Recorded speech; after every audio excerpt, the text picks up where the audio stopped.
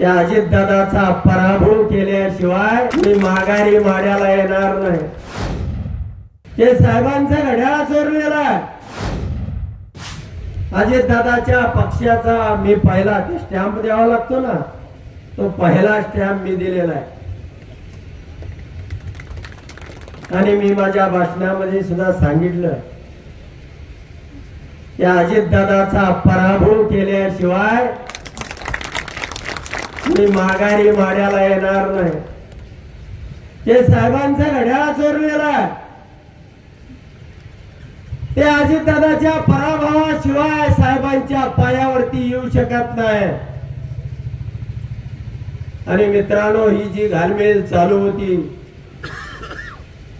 त्या राज्यातल्या सरकारला अजितदादांची सरकार चालवण्यासाठी गरज नव्हती,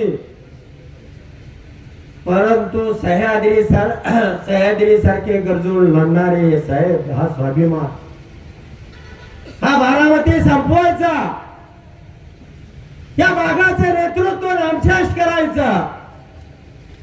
आणि जसं मला आणि मोहिते पाटलांना संपवलं तसं अजितदादांना सुद्धा कुठेतरी पाय ठोकून याच तालुक्यामध्ये तुम्ही सगळ्यांनी बघायला ठेवायचं।